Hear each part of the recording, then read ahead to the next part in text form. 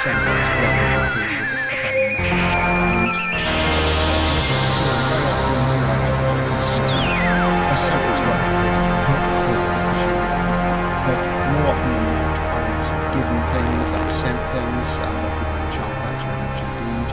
I'm given stuff by publishers, I get stuff from work, and of course I get a discount from my job, and I buy stuff from dealers and swap stuff and what have you. So, you know, it's very easy for me to acquire stuff and then it goes somewhere in my limited racking before it sort of gets forgotten. So there's loads of stuff that I've bought probably since I started the channel which you've never seen. So I just grabbed some things at random now which came to mind, and which are sort of sitting around, some of which haven't been filed away and some were easily accessible. So some of them are recent reads as well, all sorts of things. So we'll go through that. Somebody I've mentioned a couple of times on the channel recently, and I want to do a video about his work, which I really like, is Gary Killworth. This is Gemini God, Faber first edition, not an uncommon book. This was Gary's third novel. He's 82 now, he's written 82 books, and he's done some really great stuff, and he can write anything, very talented man. This is one which I never tackled at the time, and I did have a look at it a few times. It never appealed to me. And I just read it, and I have to say my instincts were right. Normally I like Gary's early work. His first two novels, In Solitary and The Night of Kadar, fantastic little books. This one didn't grab me so much, and this is about an attempt to contact aliens on another planet. They're the first, so it's the first contact scenario, and these aliens are found, and they're not that sentient. They're more primitive than human beings. They live on this planet which has a very slow rotation, so the aliens, which resemble sort of bipedal cheetahs, they live in the dark side of the planet and they retreat from the sun because it's way too hot, and they couldn't live in that. It's quite interesting, but the attempt is made through the medium of two twins on Earth. This is experiment with twins which have this particular affinity, and it's about seeing whether they can actually become telepathic and then communicate a message to the aliens. And it's one of those books where it's got some great stuff in it. Some of it is set in East Anglia and the fens of a country where Gary comes from, and that part's really, really good, and it reminded me in lots of ways of the parts of Caves of Steel by Isaac Asimov, where the characters go outside the cities on Earth, and it is good, but there's rather too much in it. And what I sometimes find frustrating about a brilliant writer, Ian Watson, who almost sometimes has too many ideas for one book, and this sort of, I think, showed Ian's influence, and it didn't quite come off. But normally both Ian and Gary really do it for me. So that's Gemini God. But as I say, I'll talk more about Gary's work soon, and particularly the ones I really like. Acquired very cheaply recently The Shadow of Heaven by Bob Shaw. Most UK editions of this were paperbacks way back in the 60s, early 70s. They're abridged. This is revised and unabridged. I've never actually read this one. I have read about the first 30 or 40 pages when I bought this, just to get a feel for it. And it is a sort of early Shaw, and my first impression, not one of the best ones, but obviously I'm yet to read it fully. So there you go. That was reissued and expanded early 90s. And that's the very late Gollancz Yellow Jacket, where they got this different livery coming on about 87, which I'm not so keen on. But, you know, with the passing of time, things acquire a patina of their own, as they say. Speaking of Gollancz, something more classical, something more classic, something more beautiful to my way of thinking, is this reissue of Robert Sheckley's Mind Swap from the mid-80s. Mind Swap first came out early 60s. There's a character in it called Marvin. I wonder who borrowed that for the name of a certain android. As I've said before, I think Sheckley was horribly ripped off by Adams, and I just don't believe it's a coincidence. Some people say it is. And this is quite a knockabout tale. I haven't had this in the library for a long time. It's not one of my favourite Sheckley novels. I do need to reread it though, because I found that when I've gone back to them now I'm older, I can see some of their virtues more plainly, and I was looking for something a bit more constructive. But with Sheckley, he's episodic and he does what he likes, and you know, very funny. And J.G. Ballard likes it, so you know that's good enough for me. So yeah, so I got that really cheap, and that's an uncommon one. But it is a reissue. It's not a first, but it is what it is, and I do like Gollancz livery in this period, as you know. Then something very special indeed, which I've been after for quite a long time. I haven't seen one for years. For some reason there are quite a few copies in Australia. Buying Australian books is always a bit dodgy, because more often than not, and this is more what I've heard than I've experienced, I very rarely buy from Australia because it's so far away. The postage is so much, and Australian booksellers don't have a great reputation when it comes to the sort of second-hand side of thing. And for some reason to say there's lots of copies of this over there. Uncommon elsewhere, this is Black Aura by John Sladek. Jonathan Cape. I have a Jonathan Cape fetish, as some of you will know, and this is a crime novel, one of his 2 crime novels, and it apparently won the Times Detective Story Competition. And Sladek, of course, American SF writer associated with the English New Wave. He came over here in the New Wave period. He's mentioned by Christopher Priest in my first Priest interview, which went up in December, so do watch that to get some insight on what John was actually like, and I'm really pleased with that. And that more or less completes my run of classic Sladeks. I think there's some which are paperbacks I'd like to upgrade. Really quite something. That's a very uncommon book. Lovely. So pleased with that. I think at the moment you get these publisher jags, and the Gollancz Yellow Jacket has always been a big thing to me, and Cape has always been a big thing to me. So if ever I sort of won the lottery or anything, I'd probably become a Jonathan Cape 60s, 70s and 80s collector in a big way. I've got lots of this stuff, but I just love them. Brilliant literary publisher. Then something new which I only bought the other day, and this came out last year, and is published by Hodder & Stoughton, Scepter, and this is Out There by Kate Folk. Out There by Kate Folk, and as you see, it's got quite a trippy cover, and this has only just come out in paperback in April.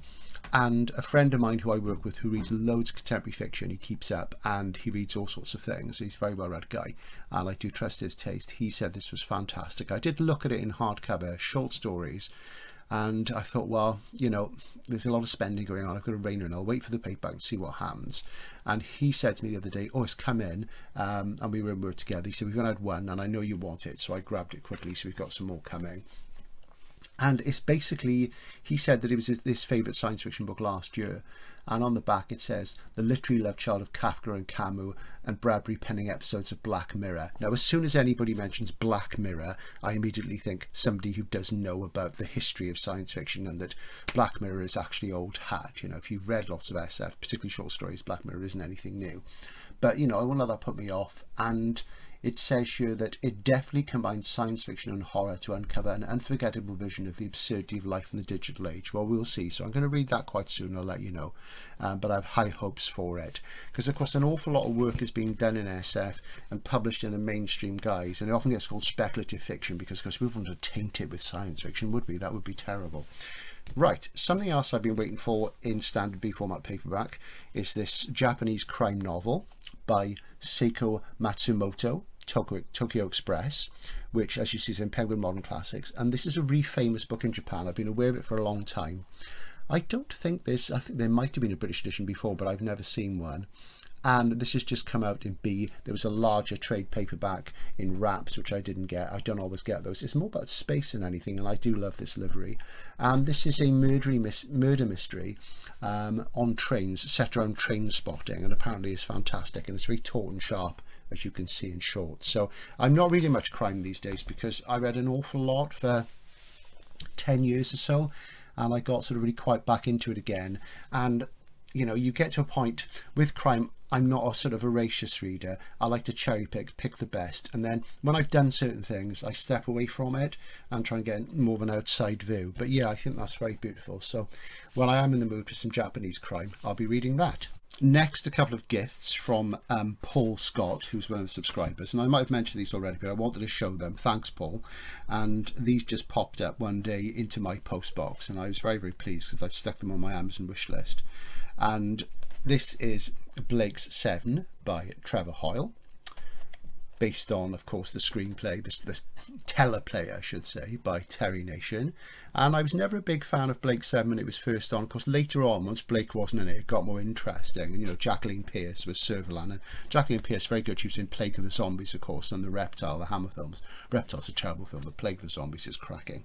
So that's that. And I do like Trevor Hoyle, so that'll be great fun. And why not? A little bit of sci-fi, as they say. And really nice trade paper about that. And it's published by Gollancz, as you'd expect. Very nice indeed. So thanks for that, Paul. Also from Paul, something from a great little series, which I've got a few of, and you don't see them very much. And this is the PM Press Outspoken Authors series. This is number 20, and they're mostly by SF writers, or writers on the sort of slipstream edge between SF and mainstream. And as you see, a Samuel R. Delany, The Atheist in the Attic Plus. So you get a novella, you usually get a couple of other bits. They're like a little sort of collection, 3 or 4 things. There's a great essay in here on racism in science fiction, which is really interesting. And I'm not big on identity politics, you know, but I do love Samuel's work, and he makes some very, very good points. So there's several of these out there, people like Michael Moorcock, Norman Spinrad, John Shirley. They say there's about 25 of them. There's only about 3 which aren't by SF writers, so there you go. And there's one by Rachel Pollock, who died recently, who is not somebody I was ever that keen on as a writer, but very sad nonetheless, because, you know, certain names take you back the past. So thanks again, Paul, that was fantastic. Something I acquired very recently, in fact only yesterday, is this little chapbook. And if you're wondering what a chapbook is, you can see it's a tiny little booklet in stapled wraps. So the wraps are the cover, so you call the cover, you call them wraps, and it's got some rusty staples in there. And this is the song of the book, and this was given away, I think, or sold at a convention where Chris was guest of honour, and this would have been about late 90s, I think, and it's just a little essay about his love of books and you know, the books he loved as a child and how important books are. So that was a great little read. Enjoyed that. Got that from Andy at Cold Tonnage. It was about £5, which is great. It's uncommon. You don't see it very often. Isn't that nice? So that's a nice one for the Priest Library. Then a book I picked up for £5. It was on eBay, it was on AB as well, and often people will list things in 2 different places. This is something which I have in an omnibus, and I have read it, but it's a Robert Hale hardcover. Robert Hale hardcovers, some of them are very uncommon, hard to get. This one's quite easy to get, and this is In the Enclosure by Barry N. Malzberg, which I want to reread because I remember it being quite harrowing. And recently, with the excitement that Matt generated around my old favourite D.G. Compton, Farewell's Earth's Bliss, about colony on Mars. This is about aliens who have been captured, first contact, they're on Earth, I seem to remember, or they're in a penal colony, and they're being indoctrinated and questioned. It's a bit of a Guantanamo Bay type situation, as it were. And yes, so that was a mere £5, and it's not in bad nick. I'm going to reread that because I don't particularly like the omnibus I've got it in. It just doesn't feel right. It's called On a Planet Alien, and that's one of the novels in it. And it's designed to make it look like an Alien tie-in, and it's just as far away from Barry Malzberg as you can get, you know. So there we go. So very pleased with that. That was a bargain.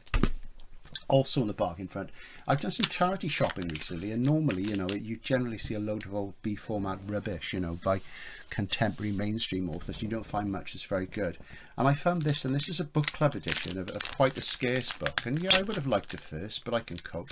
It's a different format to the true first. It's a smaller format.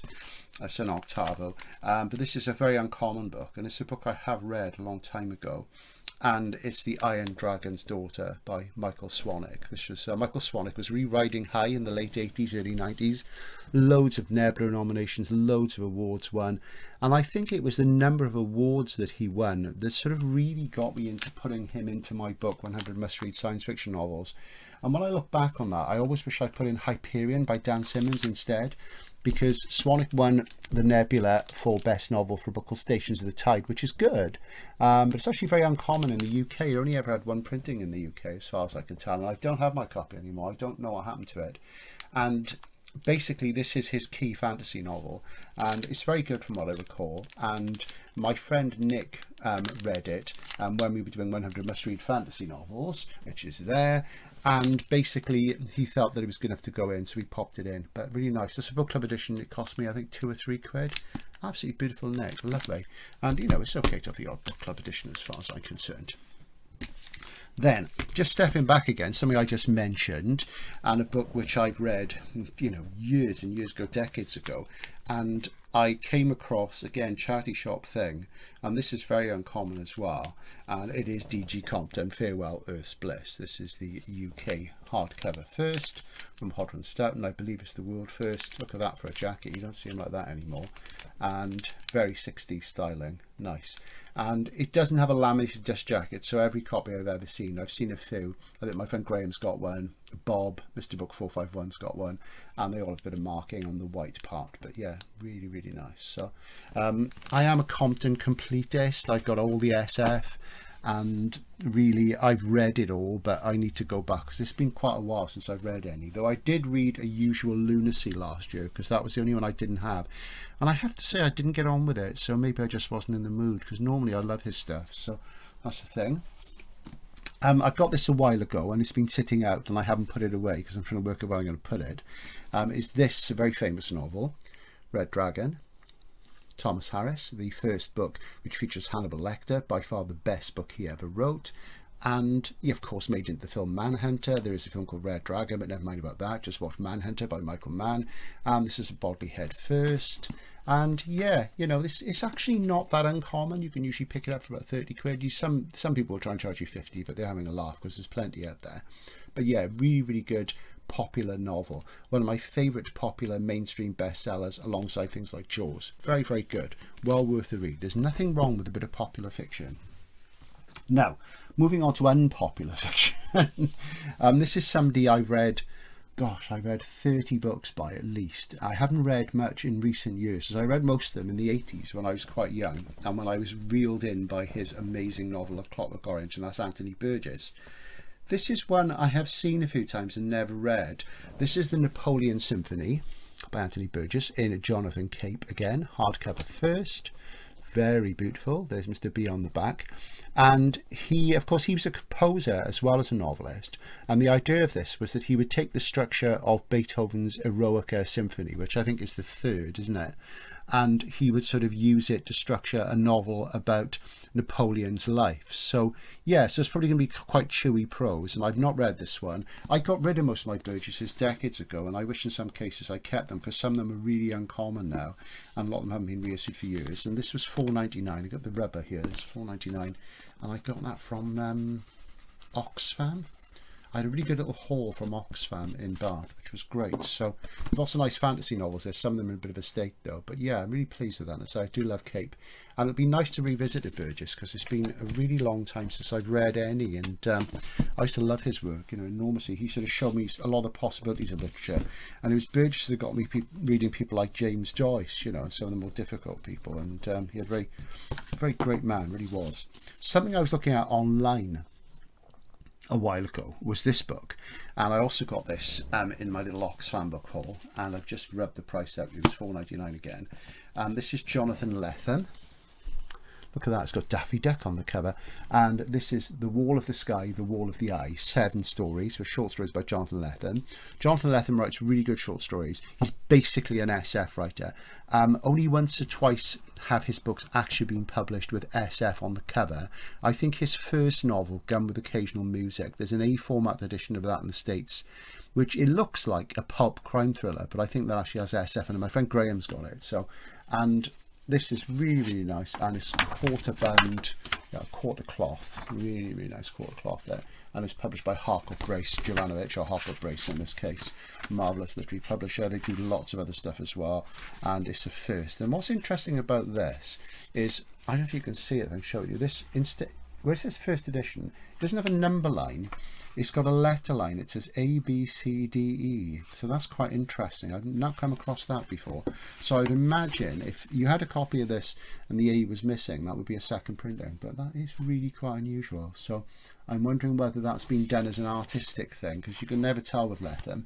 Who is Jonathan Lethem? Well, he's always had loads of critical acclaim from the literati.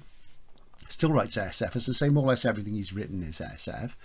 And he edited and introduced the Library of America editions, the omnibuses of Philip K. Dick's works, the ones with the black jackets. And yeah, and he's very good, and I've not read anything for a long time, and I was looking at that online. So to get that in a first edition in, you know, very fine condition, and it's the American book, brilliant. Less than £5. You can't go wrong, can you really?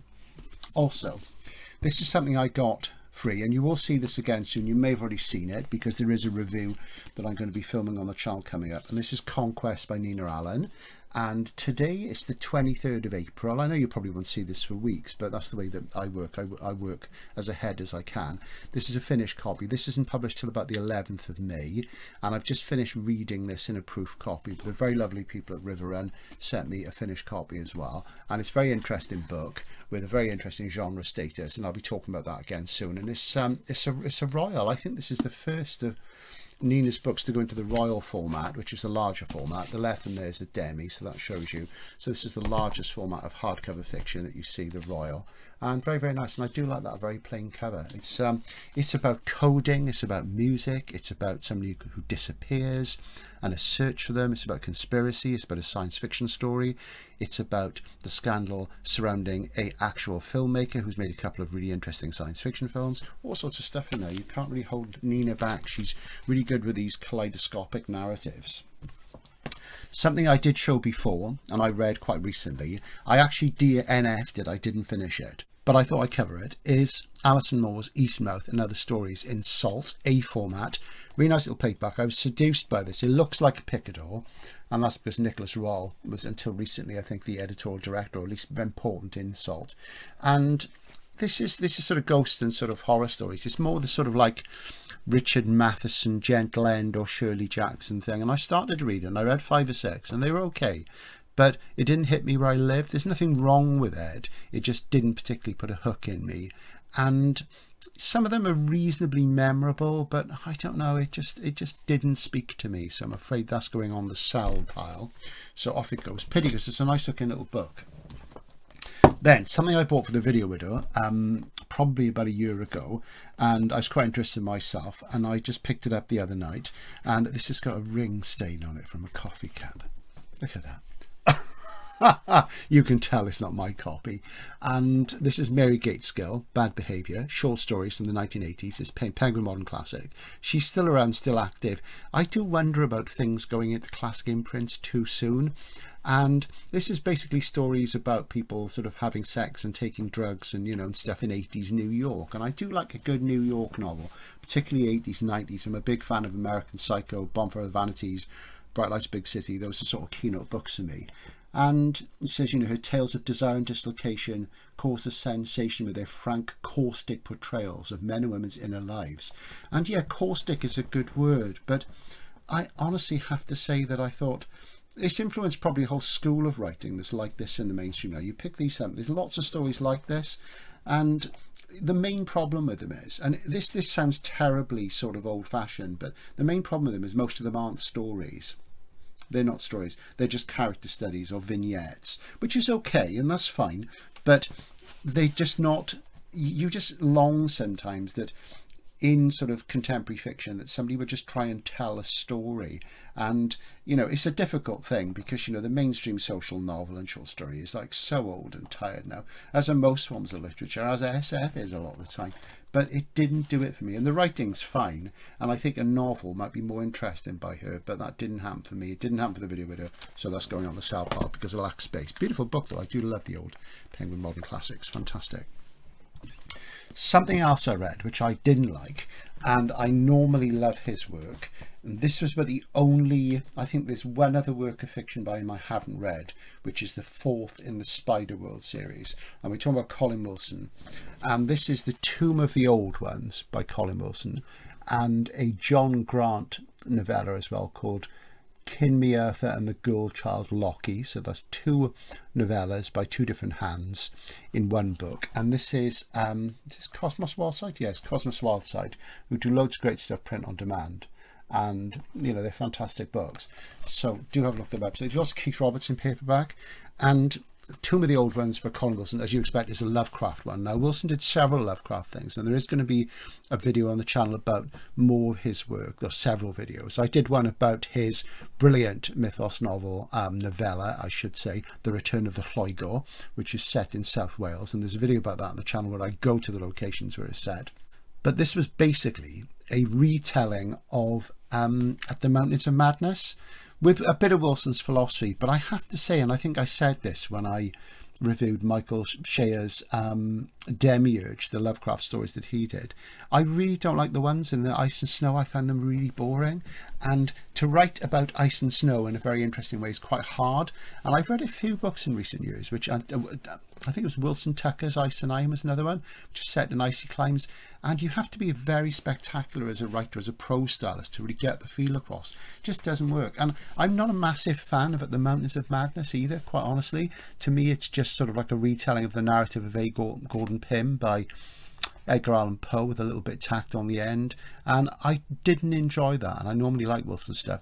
I just get the feeling it was easy for him to do, and it would bring him a bit of money, and I didn't like it. And normally I do like Colin stuff, so that is actually going out, because I got rid of a lot of my Wilson collection a long time ago, the non-fiction, and I wish I kept a lot of it. I managed to acquire a copy recently of The Quest for Wilhelm Reich, which I'm taking on holiday, because I haven't read a non-fiction book by him for a long time, and it's an old one from the early 80s, and it's not one you see very often.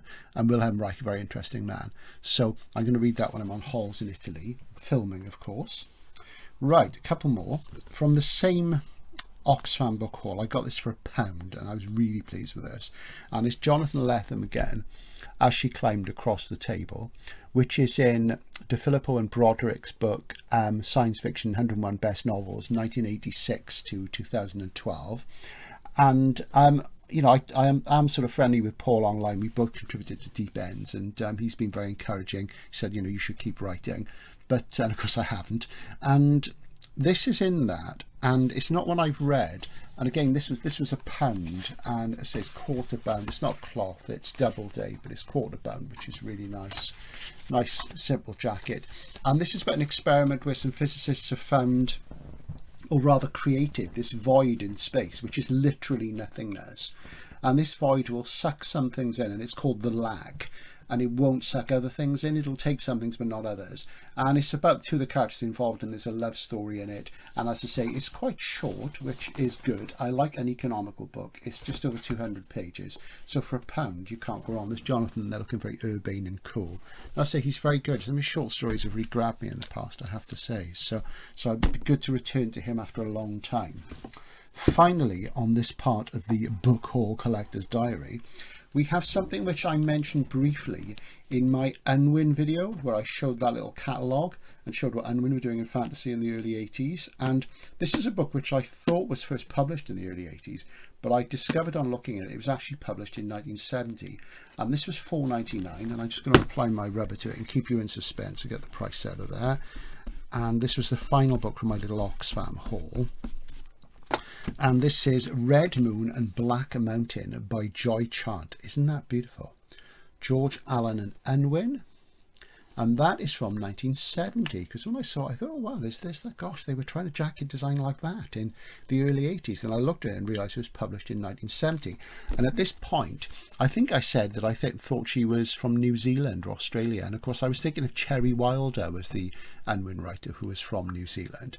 Joy Chant, I think, was English.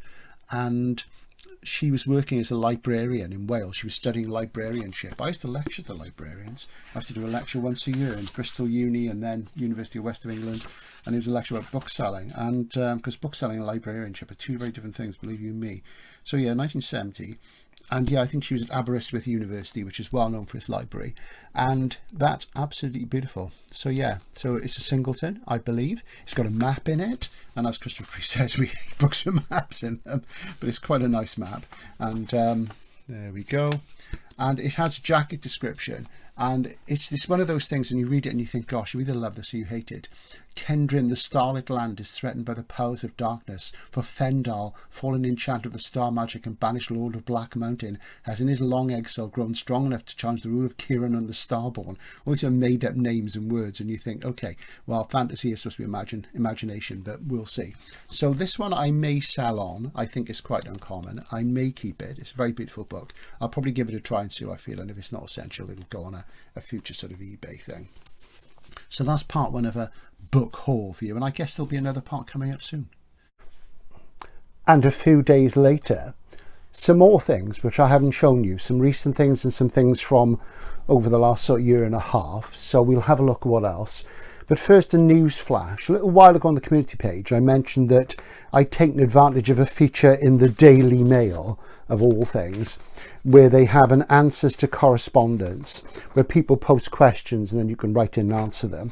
And I did one about Fred Hoyle, and it got published, and they put the title of my book into it, 100 Must-Read Science Fiction Novels. And I've done this before, and the first time I did it was in 2007, when I answered a question about Tolkien, and I mentioned the books on the side, and that led to it going to #1 for a week on Amazon UK in the classic science fiction and the literary criticism category. So it just shows you've got to sort of promote yourself, and what that's done, combined with you lovely lot buying my book, it sort of means that it went back into the top 30,000. Now I know that doesn't sound very exciting, but there are 600,000 books in print in Britain. There's also Kindle ebooks and other things on Amazon. So if you go into the top 30,000, that's good. If you go to the top 20,000, you're really selling. But top 30,000 is pretty good for a book which is, gosh, how old? 2006. So it's, you know, it's 17 years old, and maybe that will encourage A&C Black to let me do a revised edition, or maybe a brand new book, an entirely new book based on that, but coming from a different angle, which I really like to do. So without further ado, let's have a look at what I've been reading recently, what I've been collecting, what I haven't shown you. So let's see, something I've just finished this very morning is Values, Voice and Virtue, The New British Politics by Matthew Goodwin. Yes, it's not science fiction, it's fact, sadly. And it's a very good sort of summation of where we are now in the UK politically, and it looks at the sort of new political correctness and identity politics. It looks at the way that both left and right are ignoring a lot of ordinary people in the country, and how everybody's out of touch, and how that's dangerous, as it could sort of create new populist sort of movements and parties. So that's very interesting, and probably the best objective summation of where British politics is at the moment that I've read for a long time. And of course in the mass media you do get certain agendas, so that was good, and that's selling really well at the moment. So that's just to show you that it's not all fiction and it's not all science fiction, it's other stuff as well. So, but we're going to go back to science fiction now. Haha, I hear you proclaim with joy. And this is something I got a little while ago, and I'm so pleased with this. This is really, really nice, and it's something that you see now and again. And usually when I see a copy, it's absolutely, well, it's in a total state. This is the nicest copy I've ever seen. It's got a little sort of ding in the jacket towards the sort of top of the spine, very small. And this is the very wonderful Science Fiction Argosy by Damon Knight in Gollancz. And as you see, it's white, not yellow. It dates back to the 70s. And it's huge, as you see. And it's an anthology of 24 of the best stories and 2 full-length classic novels edited by Damon Knight. So this was Damon's sort of take on what he felt was the best genre science fiction from, you know, the sort of golden age up until the mid-70s. And there's some great stuff in here. And for example, it includes The Demolished Man is in here by Bester, complete novel. There's also another complete novel in here as well. Let's have a look. And that's More Than Human by Theodore Sturgeon. So 2 whole novels. As you see, it is a big tome, and it's still got a price sticker in there, £4.95, which is just great. And I paid a little bit more than that for it, but it is fantastic. And it's just got some amazing stuff in it. And I've read most of these things elsewhere, and looking through it, I'll just read you some of the names. It's got John Collier, Isaac Asimov, Kuttner and Moore, John Wyndham, Considerate Ways, which is kind of like an anti-feminist thing, I guess you could say, in lots of ways. Or more of a sort of plea for sort of understanding between the sexes. Charles Harness, Jack Finney, who wrote Invasion of the Body Snatchers, of course. Shirley Jackson, William Tenn. It's got The Light of Other Days by Bob Shaw, which is one of the stories which make up Other Days, Other Eyes, my favourite Shaw. The Game of Rat and Dragon by Cordwainer Smith, which of course is one of the instrumentality stories, the one about the little cats in their spaceships, and that's fantastic. Also a Larry Niven. Robert M. Green Jr. is the obscure name in here, and I must say I can't think who he is, so I'll have to have a look at that. Demolished Man, as I say, is in here. The first ever winner of the Hugo Award from 1953. Day Million by Frederick Pohl. Peter Phillips, again a name I don't recognise. Robert Sheckley. Kate Wilhelm. Kate Wilhelm pops up in almost everything Knight ever edited, but of course they were married, so you do wonder at nepotism, don't you? You do wonder about that. She's good, but I'm not sure. H.B. Piper, Fritz Leiber. I'm told by Americans it's Leiber. I've always got Lieber, but I'm sure they're correct. Edward Jesby, I don't recognise that name. Aldis, Norman Kagan, who I recognise, but I can't sort of pin any more than that. Howard Schoenfeld, another unusual name. Elsprague de Camp, Poul Anderson and Theodore Sturgeon. So it is mostly American genre SF. There's not much British stuff in there, but yeah, absolutely beautiful and a great one. These sort of things, I think this is one of the best anthologies out there. I mean, my favourite one of all time is probably the Science Fiction Hall of Fame, the first one, which is just absolutely fantastic. So, or is it the second one? The first two are both really, really good and they're excellent things, but that's beautiful. So I'm very pleased to get that. And to get it in good nick is really quite unusual, believe you me. So, moving on, what else have we got? I showed you in the first part of the video this book, Red Moon and Black Mountain by Chant, and I've covered that yesterday, so I'm quite pleased with that. I haven't looked to see how uncommon this is. I did have a quick look the other day, and I don't think there's any out there, so I may actually sell this. We'll see, because I don't know whether I'll actually read it, but it's a beautiful book. But as I've been saying, space is a real issue here at the moment. I've got a huge box of books which you can't see in front of me, 2 boxes in fact, which are going to be sold on eBay, given to friends, they'll go to charity, that sort of thing, because I'm not likely to go to hay for quite some time, and I've kind of burned hay down in a way, but you know, we'll see. Maybe me and Jill will go later in the year. Here's an old favourite which I acquired quite recently, and oh gosh, need to get the toothbrush on that text block. And this is a science fiction novel. Some people say it's a horror novel, but as I've said, horror isn't really a genre, because some horror is crime, some horror is fantasy, and some horror is SF. And this is very much on the SF then, and the end and things. And this is The Hunger by Whitley Strieber, UK first edition from Bodley Head. Late 70s, early 80s, I would say about, let's see, I think it's late 70s. If we can find the colophon. That's about 1980. There you go. And it was only a couple of years after this that the film got made. And the film, of course, had Susan Sarandon and David Bowie in it. And it's a really good vampire film. It was directed by Tony Scott, Ridley's brother, who sadly took his own life by, I think he jumped from the Golden Gate Bridge in San Francisco.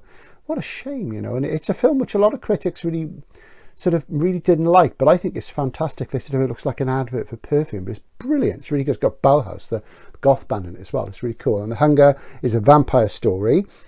Something that I don't think it's implied, I think, in here. In the sequel, which is called The Last Vampire, which is not as good, it's revealed that the vampires come from Mars. But this is really excellent. Great work of popular fiction. It's got all the emotions in it. And even though Strieber is a little bit of a hack, he really knows how to push the buttons and get you feeling every sort of emotion. It's got historical flashbacks. And I think it's one of the great modern vampire novels. It is a popular one. It is a bestsellery one, but it's very good. So I'm very pleased to get that in a first. And you don't see it very often in a first. Really, really nice. So I passed my trade paperback, which was very handsome, on to my friend Nick. That's a really good one. So if you want to read a good vampire novel, try that. Also try and get hold of The Vampire Tapestry by Susie McKee Charners, who I was friendly with online, and sadly she died recently, which is a great shame. She's a great lady. So what else do we have? Something here, an old favourite, and this is an American collection, and I need to do some work on this because it's a bit of a tear in the jacket. And I got this from eBay, and it was only about £7 plus the postage from the States, which was almost as much again. Do you know what these things are like? And this is Norman Spinrad's The Last Hurrah of the Golden Horde. Now this is not a massively uncommon book. This is Nelson Doubleday, and I think if it's Nelson Doubleday, does that mean it's a book club edition? I think the Nelson Doubleday's a book club, so I'm not certain. Or is it just, wouldn't be just the Doubledays, because Doubleday is a proper imprint. So, but anyway, this is that one there, short story collection. The title story is a Jerry Cornelius story, and it's a cracker. It's one of the first Cornelius stories by a non-Moorcock hand that I read, and it was very memorable. I read it a very long time ago when I first read it. It must have been early 80s, and it's about Jerry confronting this huge Mongol horde in Asia, and he kills them with an electric violin. It's very, very cool indeed, very Hawkwind. And yeah, it's seen a bit of action. I did ask the seller for various things, like, you know, what's the spine like? I mean, I never responded, and I decided to go for it in the end because it's uncommon in the UK, even though it's common in the States. It's got a deckled edge. If you don't know what a deckled edge is, I think I cover that in my sort of book trade terms video part 2, not the one where I talk about sci-fi and SF, which upset everybody. Well, upset everybody, upset a small number of people. And yeah, so that's an early Spinrad collection, and I have the feeling that I haven't read some of these, so I'm very pleased to get that, because I'm trying to up my game on Norman. I have neglected the later part of his career, which is very bad, because, you know, he's an important guy. He really is. something else which I picked up in a charity shop, and this was a few weeks ago, because, you know, you see things now and again, and this is sort of a classic thing, really. You know, this is the writer. I mean, if you were to pick one writer, the science fiction writer, you know, the representative guy, the guy who sort of pulled it all together, pulled it out of proto-SF, and he sort of made it the thing, and that's H.G. Wells. This is a H.G. Wells omnibus, and it's published by Heinemann Octopus, so it looks like a book club book. And, you know, this dates back to, I would say this is early 80s, late 70s. Let's have a look. Yeah, so it's a reprint. It doesn't say when. Reprinted in 1982, and very, very good, because it's got very plain livery, as you see, but it's got the Time Machine, Island of Dr. Moreau, Invisible Man, First Men in the Moon, The Food of the Gods, and The Days of the Comet and War of the Worlds. So it's got, you know, 7 novels in there, which is really great. It's a big chunky tome. And what I was pleased to see underneath, aside from the fact the jacket was in good condition, is this in faux leather, and it's got gold gilt on it. Really, really nice. And I found one of these online the other day, and somebody wanted, like, it was like between 70 and 100 quid. And this was £6. So I was really rocking that. I loved that. And it's not that I haven't got these books. It's just that when you see omnibuses now of Wells's work, they're often sort of in faux leather, and they often have very thin paper, the sort of thing that Library of America does and that Barnes & Noble do. But this has got, the paper's browned, but it's solid, good paper, and it's very nice. And I would like some of these books as singletons in hardcover, but hardly anybody does anything. Penguin do the War of the Worlds, and when they're cloth bunds, haven't done anything else. To try and find, you know, because they're out of copyright, so every Tom, Dick and Harry are doing really crappy editions, even sort of illustrated ones, and they're just rubbish. So this is really nice. So good solid library copy there, and there's HG on the back there. And I will be talking about HG when I go to Italy, so that's going to be an interesting one. So you'll see that later in the year. Anyway, I'm not going to tell you any more about it. Now, what else do we have? Well, D.G. Compton, again, looming large. And as I've said, I've been a D.G. fan for a long time. Most of the hardcover books I have by him are the later ones. The earlier ones are harder to get. This has always been one which is relatively easy to get, but I've never got round to it, and I'm really pleased to have it. It dates to about 1972, I believe, maybe a little bit earlier. And this is... No, I'm not telling you the title because I can never ever remember it because it's so long. But it is Hot Wireless Sets, Aspirin Tablets, the Sandpaper Sides of Used Matchboxes, and Something That Might Have Been Castor Oil. Now, you can't argue with a title like that. That's Michael Joseph and Hardcover UK first. And I do like that typographical cover. Now, in paperback, this was published as Chronicles. Okay, not Chronicles, Chronicles with a U rather than an I. And it was published as Chronicles both in the USA and the UK. I had my Arrow copy for decades and decades. Recently, I got a nice paperback, an American paperback from Bob in the last sort of book haul I did, really. I think it was the last collected diary I did. But I decided to upgrade to this because, you know, it is really nice. His earlier books are quite hard to find in really good nick, and they were often done with non-laminated dust jackets. And this takes me back to the early 90s, and my mate Ben Staveley Taylor, who ran Kerosino. He was one of the guys who ran Kerosino in the early days. If you haven't watched the Kerosino video on the channel, do. It tells you lots about British small press publishing. And Compton was one of the writers he collected, and Ben had a very small and very focused collection, all hardcovers, really beautiful, and it showed real discipline, you know, and that's something I haven't got, as you can see by the huge amount of books behind me. So yeah, very pleased with that. And it is a kind of time travel story, but I'm not going to tell you any more about that because I am going to do some more about Compton because I want to reread some because I haven't read much recently. Very pleased with that because it was a good buy. This is something I got ages ago and for some reason didn't get into a book haul. And I bought it mostly for the cover, and because I'm nostalgic about this writer, and even though one of his books had a massive impact on me as a young man, generally his oeuvre has done very little for me. And people say he's a great ideas man, and I guess he is, but his writing is just, it just doesn't do for me at all. I really struggle with it because it's so plain and unadorned, and it's just not really very good in a literary sense, is my feeling. And that's Arthur C. Clarke. And recently I tried to reread Rendezvous with Rama, and I DNF'd it because it's just so dull. I'm sorry, it's a dull book. It's a big, dumb object book. It's not a big book. It's a dumb book, and it's a book about an object, and it's about a dumb object. And you think, you know, it's all very well and good trying to be enigmatic, but I just don't think Clarke could really summon it up, and I just don't think it's a very good book at all. I mean, he managed it in 2001, but then Stanley Kubrick co-wrote 2001. Let's remember that. He was involved with the sort of conception and everything. But anyway, this is Arthur, and this is Imperial Earth, and this is Gollancz, of course, and really nice jacket, like that jacket. And I picked this up, I think this is about 12 quid, and you see this book for upwards of £50, which is just silly. It's not that uncommon, and very, very nice, and I do like that. And of course, Gollancz didn't do many pictorial jackets in those days. It was the old yellow jacket thing, which I'm really keen on, as you know. So that's really beautiful. So lovely, that. Really, really nice. So that was a good one, but it is more a nostalgia thing. I probably should read it one day, I probably will, but I'm really struggling to get past his prose style. The older I get, the less enamoured I am of his work, so it's a tough one, really. So it's a nostalgia buy, really, one for the library and for reference.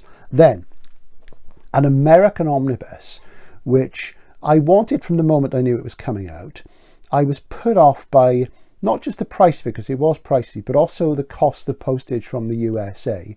And it's a Subterranean press book. And of course, Subterranean, I have critiqued Subterranean before, because a lot of what they do are reissues for Johnny-come-latelys who missed them the first time round. And they're often only books from like 5-10 years ago, and a lot of them are fantasy novels. And their production values, I actually think they're going downhill a bit, and this sort of book bears that out. But anyway, I decided I had to have this, and I got it from Amazon. And because I got it from Amazon, there was a discount on it, because you know what Amazon are like, they're trying to get you to buy everything from them. And, you know, there wasn't sort of any postage on anything. So it was a reasonable buy, because it contains 3 novels and a short story. And this is Robert Silverberg, Among Strangers, which, as you can see, is absolutely huge. There we go. Cracking jacket, though. But I'm not very impressed with the paper quality. It feels quite cheap. It's thick, but it does feel quite cheap. But what this has got in it, I had to have this, really, because it has one of my favourite Silverberg novels in there, one of my big 5. It's become a big 6, I think, really, with Tower of Glass as well. And that's The Man in the Maze, which I absolutely love. And that was the first Silverberg I read, and I've read it probably 4 times, and I'm going to read it again soon, because I keep going back to Bob, because he's so good. And The Man in the Maze is a wonderful, wonderful novel. It really is fantastic. So maybe I'll do a video about that soon. It's also got Those Who Watch, which is an earlier novel, which is really good, which I really like, and I enjoyed when I first read it. It's got Tom of Bedlam, which I got a copy of recently as a singleton, but I think I'm going to move that on for space reasons, so that'll probably go up online. And it's also got a little novella or short story called The Way to Spook City, which I don't know. So yeah, so I sort of had to go for that. It's a huge volume. I'd have much preferred to have had these books as singletons, but this, I think, is the first hardcover of Those Who Watch, and Man in the Maze was done in a hardcover, but it's very, very uncommon indeed. So yeah, so if you haven't read Man in the Maze and you like your Bob, do. It's absolutely fantastic. So there you go. Among Strangers. Great stuff. Beautiful. But as I say, I wasn't that impressed with the bind quality and the paper. So Subterranean, up your game, because you're making lots of money out of people. So start delivering a more quality product. Speaking of quality product, we then look at Easton Press. Now, Easton Press, they're kind of the American equivalent of Folio Society, but they're much, much better. They tend to do things in leather. They have a much wider range than Folio. They've been going for quite a long time, and you can buy from the direct. They used to be like Folio. They used to be like a book club. You'd subscribe and you'd get things, but now you just buy from the website. And it's one of those things, dealers buy a lot of this stuff. They have limited runs. Sometimes they're signed, or there's a signed sort of tranche in a particular edition, and dealers buy them up and hang on to them, and some of them are hard to get. I've got about half a dozen, and these are ones which I forgot about, and I wanted to show you this because you won't see this very often. And this is the Einstein Intersection by Samuel R. Delany. Brown leather, gilt, and gilt text block, silk ribbon marker, very, very nice indeed. Let's get that out. I haven't actually ever pulled the ribbon marker out of this. So it's folded into 2 pages. So let's just do that. Silk ribbon. It's a nice thick marker as well. I do like a nice thick ribbon marker. They tend to be too thin for my liking. I like a thick one. So that's absolutely great. Really, really nice. And of course, this won the Nebula Award. I'm more familiar with it under its later title, A Fabulous Formless Darkness, which was Delany's preferred title in the 80s, but he seems to have dropped it again. And this is a very enigmatic story about aliens coming to Earth after mankind is extinct or departed. And they take on the personas of iconic human beings to try and understand people. And there's a little bit more to it that's about identity. It's a very sort of unusual novel. And of course, what you get a little book plate. There's a book plate in there. And you can sign that because this book belongs to Ex Libris. This book belongs to, and you sign it and pop it in. So I guess that'll become an associational copy by the author of 100 must-read science fiction novels. Not anybody be interested in the future than that, I imagine. Collector's notes. But yeah, really beautiful. So lovely. So excellent. Because of course, you know, you won't see the true first of this very often. So I'm really pleased with that. Beautiful stuff. And I also bought this quite recently. And I got this from a dealer in the sort of New York area, and I'm not going to say who they are. I got it from on Abe, and they really goofed up. They sent me the book really quickly, but they sent the wrong book. They sent a book with a very similar title, totally different author, not Easton Press, even though it was blue leather, and this is actually grey. And I got in touch with them and I said, I'm really impressed with the speed of your service, but you sent the wrong book. It's like a really I mean, that's such a basic error. I mean, that's not good for a bookseller to send the wrong book. It wasn't like the wrong edition even. You could forgive that maybe when they're in a hurry, but the wrong book, very, very poor. But anyway, Silverberg again, A Time of Changes in Easton Press. Fantastic. So I'm in this sort of enviable position now where I pretty much have, with the exception of Tower of Glass, I have all my favourite Silverbergs, the sort of big 6 or maybe a 7, and some of the others in hardcovers, and some of them I've got them in true first, which is great. So it's got this nice little frontispiece there, and genuine leather collector's edition. There we are, absolutely gorgeous and lovely. And this, as I've said, is one of my favourite science fiction novels of all time. Got into my top 25. So if you're not watching my top 25 science fiction novels, or best, I said best 25 science fiction novels, so it's subjective, it's the ones I think are the best at that point in time. So yeah, there you go. So that's another example of that. And because America's bigger than Britain, much bigger population, something like Folio would be quite different in America. They'd still be doing all the commercial obvious stuff, you know. But the most out there I think Folio have ever gone with SF is with Roadside Picnic, which of course is a book whose reputation is growing, is getting more and more popular. But let's just say if Folio in the States, with that big illiterate population, they'd probably be doing Hard to Be a God as well, you know, maybe there's Nail on the Slope, but you know, we'll see. So Easton Press, worth looking out for. You don't see them in the UK very much, and it's almost certainly never actually in the wild. You know, you have to get them from dealers. So, and they've done tons and tons of SF. So if you're interested in a really nice edition of one of your favourites, and they go pretty much right up to date as well. So search Easton Press when you're looking for an author you like and see what comes up. It's worth a look. Right. I bought a job lot of Silverbergs from somebody on eBay, and they had something like 10 or 11 books. Some of them were paperbacks, some of them were hardcovers, and they wanted £100 for them. And it's like, you know, and most of them in a total state, they really were. And there's a few collectible ones in there, but a lot of mundane things. So I said, look, for an offer, I'll give you X amount, and I only want 2 or 3 of them. I only want a few of them. And they came back and they offered me the 10 for £95. Oh yeah, £5 off. I'm going to, you know, that's great. Such a brilliant offer.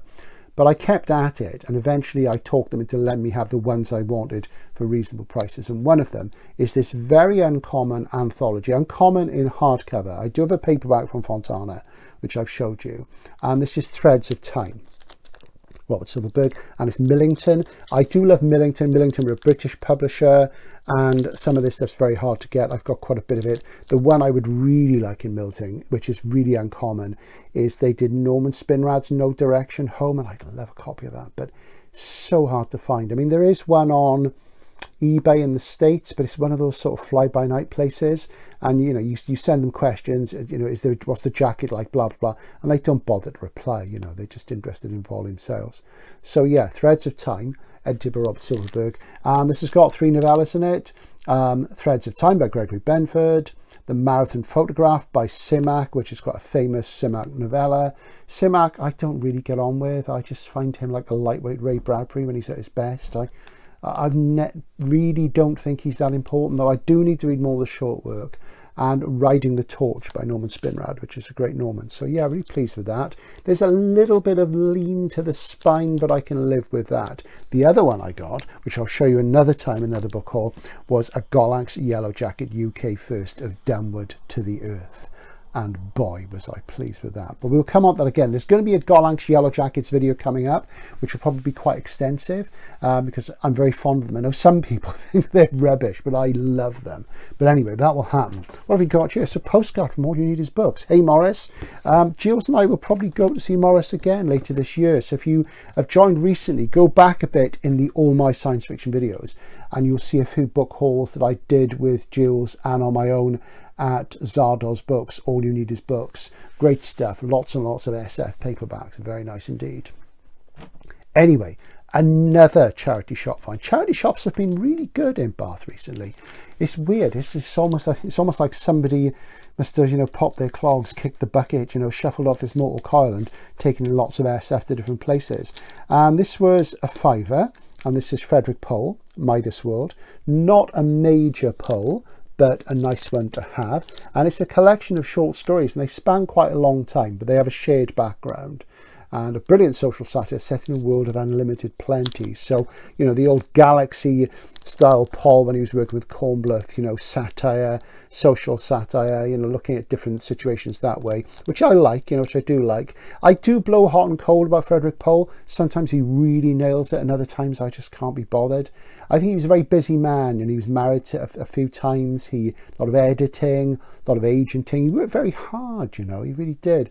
But I thought for £5 you can't really go wrong, and you don't, you know, see Golanc's Yellow Jackets in Good Nick very often. They're usually in a state, so I was very pleased to get that. They're off next library.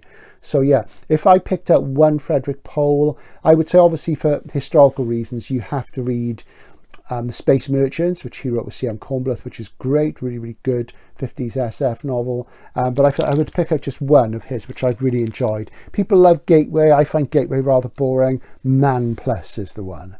Wow, what a book that is. J.G. Ballard described it as brilliant. And, you know, Ballard didn't say that about many science fiction novels. You know, he was mostly pretty down on a lot of the straight genre stuff. Anthologies. Well, we're going to end with a few anthologies. And this is one which I remember from those days, but I remember it more in paperback. And it had a different title in paperback. And this is from the mid-70s. I think it's about 74, and this is the Golanc's Sunday Times Best SF Stories with an introduction by Brian Aldiss. Yes, back in the mid-70s, Golanc's and the Sunday Times ran a competition, people to write science fiction stories, novels, what have you, any sort of length I think you could do, and basically they would publish the best ones in a book. So this is what they did, and this is the book. You don't see this very often. And the sort of overall winner, there were two overall winners. The novel was a novel called Shipwreck by Charles Logan, which is a fantastic book. The only book Logan ever wrote, or certainly only ever published. And I've talked about that briefly on the channel. It's like The Thinking Man's The Martian, except it's much earlier. And there are certain affinities with Joanna Russ's We Who Are About To, and it's a really amazing book. And at one point it was going to be a Golanc's masterwork, and then it got pulled. So I don't know what happened there. It's been out of print forever, but you can pick it up quite easily. Shipwreck, Charles Logan. But that's not in here. This is the short stories. And the winning story was a Gary Killworth story called Let's Go to Golgotha, which is a bit like Behold the Man. But what it's actually more like, it's more like a novel by Stuart Jackman called The Davidson Affair, for which there were 2 sequels. And it's also like Gore Vidal's Life from Golgotha, except this is a good way before. This is about 10 or 12 years before the Gore Vidal one. And yeah, great story from Gary. And as you imagine from the title, it is about time travel back to the days of the Christ. And it's pretty interesting stuff. But yeah, really, really nice. Love that. And in paperback, this was called Let's Go to Golgotha and Other Stories. And it was a yellow B format book. And it was published by Granada. So they kept the yellow, but it was a different sort of typeface, different title. So that's often bibliographically confusing. And I would like a copy there because I remember it from back in the day, and I don't have it anymore. Wish I kept it, but it's very hard to find indeed. But I was pleased with that. We're going to finish with a couple more anthologies, again in Golanc's Yellow Jacket. And these, again, they're sort of out there, but they're usually either, again, completely in a state because they went to a library, or people are asking stupid money for them. Well, believe you me, the Outlaw Bookseller did not pay stupid money for these. One of them was a £5, the other one was a bit more, and I can't remember which one was a £5, but it's New Dimensions, edited by Robert Silverberg, which is an anthology he ran for at least 13 years, one a year. And I think 5, 6 and 7 were Golags in the UK, some of them were paperbacks. I managed to pick up 1 and 3 from Bob last time I went to Dorset Bob's, Mr. Book 451, and I'm trying to get a few more of them. They are quite hard to find. I think number 7 is the one that I'm looking for now. So this is number 5, lots of great names in there, and this is New Dimensions number 6. There you go. And as I say, quite hard to get. These are sort of new wavy, experimental, and he was looking for sort of like unusual stuff. And really, you'll notice that the spine of that one is really faded. That one's much better, which is one reason why that was only a £5, but you can't really go wrong. So that's sort of part 2 of the Collector Diary book haul. There will be more to come. And where are we now? It's coming to the end of April. By the time you see this, it'll probably be mid-May. I'm weeks ahead in my shooting. I have to be, because as I say, I'm going to be away for a little while, for around about a week in the middle of May in Italy. The Video Widow and Smudge will be here guarding the Demesne and carrying on with their usual stuff, because I'm basically going just to shoot. I am going to have some me time as well, some downtime, but I'm going to be shooting some videos over there about science fiction, about literature in general, about culture, travel, history, all sorts of stuff. And those will be popping up on the channel a good bit later in the year probably, and there'll be a vlog for those of you who know me, but they'll be serving a number of markets, but they'll all be quite interesting and very beautiful. It's a very beautiful place I'm going to, just hoping for good weather, fingers crossed. Anyway, signing out for now. Hope you enjoyed that. Be careful with your buying. Don't buy too much. Don't pay silly prices. Any questions on book collecting, come to me. And I'll do some more things about book collecting at some point on the channel. I'm going to do some about formats, because I've been asked several times, so I keep referring to formats. I did some things early on, but need to do some new ones, so we'll get to that. Anyway, bye for now. I've got to go and do the dishes or something like that.